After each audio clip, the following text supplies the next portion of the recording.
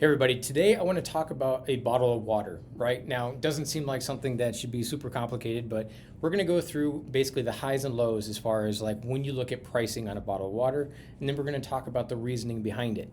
Now, here today, the lesson is this. We're talking about the value of time. So if you watched the last video, you'll know that we're talking about how a customer's time is one of the most important things that we can build value on, and then how we use the service contract to create that convenience for a customer. Now, what I'd like to do is take an analogy and use a bottle of water and talk about how that's used in different instances. So on the low side, when you go to somewhere like Costco or Sam's Club, you buy a 40 pack of water and it might cost you about $4. Now, in that instance, you're looking at a bottle of water having a unit cost of 10 cents, right? So that would be on the low side. So a typical water bottle, when you buy it in bulk, is going to come in at about 10 cents a bottle. Now, if you go to the high side, I would always use Disney parks as my example because the cost of that same bottle of water might be anywhere from $4 to $6.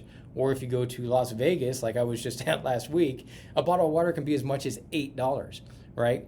Why do we pay $8 to get a bottle of water? And again, it's not that we want to, but it creates convenience, right? It creates, not having to leave maybe a casino or the arena, that the space that we're in, right, to go find another bottle of water that might be less expensive than $8, right? So it's a convenience fee, right? It's basically I'm buying the same bottle of water. It's water, right? Really doesn't have a whole lot of cost to it, other than the fact I'm buying it at a location that's convenient, right? So it's no different than if I'm in Disney. If I'm in Disney's park and the bottle of water costs me $6, right? I'm going to pay it because I want the water, but I don't want to leave and I don't want to take the time that it is to go get another bottle of water cheaper, maybe at a gas station or something that's, a half hour to 45 minutes away. That time is valuable to me, especially when I spent a ton of money getting in the park, right? So think about that. If I can buy water at Costco or Sam's Club and it's 10 cents a bottle, or I can buy water at Disney, or I can buy water at Las Vegas, anywhere from $4 to $6 to $8 for a bottle of water that on the other side of the equation cost me 10 cents. The reason that we're okay and the reason that these companies can charge you that much for a bottle of water is the convenience.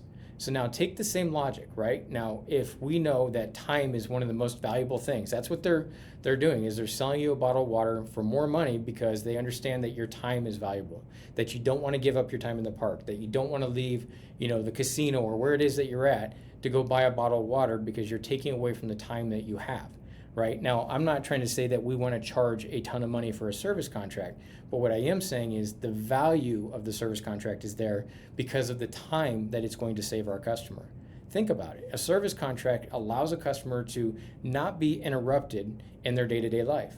And most of us are really thinking about convenience. We're thinking about all the things that lead to, us living our life and staying on a certain pattern. If I have to stop and repair my side-by-side or my motorcycle or my unit, whatever the case may be, that's time, right? Especially if I don't have a service contract, because now I am finding a shop I want to use, making sure that the labor rates are something that I'm comfortable with, making sure that the mechanics are capable of fixing it, making sure they can source the parts. I'm going through all the different steps that are going to be necessary to get my unit fixed if I don't have a service contract or warranty in place. Now, if I have that service contract, I'm basically getting it to an authorized repair facility, and then what I'm going to do is let them negotiate and get the vehicle or the unit fixed and back to me, right? My time is not going to be sacrificed. It's going to get repaired and returned to me, and I get to go enjoy my unit, right? I get to go on my side-by-side or my motorcycle. It's going to be fixed and working and operating correctly. Now, again, the idea is convenience.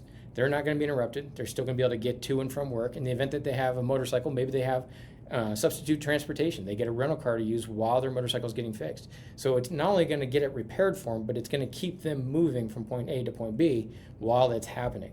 So you're not even inconvenienced by not having that in the event that's something that you're using on a day-to-day basis.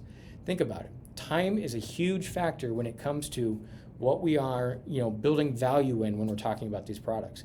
How are these products going to impact our customer when it comes to the ownership experience? That is really what we need to focus on.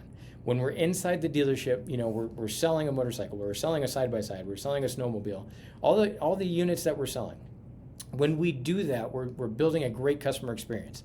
We're making sure that we're answering questions, we're building value in the product, we're building value in the brand of the dealership. These are all correct. That is exactly what you should be doing. But we should also be thinking about the ownership experience after they leave the dealership. And one of the best ways we can do that is thinking about the value of your customer's time and how these products are going to make that make sense. Anyway, guys, I hope this helps, but thinking about something outside of what you're selling, like a bottle of water, and like the huge gap that you have and what that cost. 10 cents, $8, and again, just a bottle of water. But again, it's the convenience that these companies are basically using to give you the value. Like they can increase the value of that water because they know how convenient it is for you to get it that way. Now, again, we're going to put these contracts on not to be on the $8 side of this equation. I'm not trying to be the most expensive, but I am trying to create the convenience for the customer and let them highlight for our customer how it's going to make sense. Anyway, guys, I hope this helps. Think about it. Creating convenience, talking about your customer's time are huge assets when it comes to relating to F&I products and how they're going to make sense.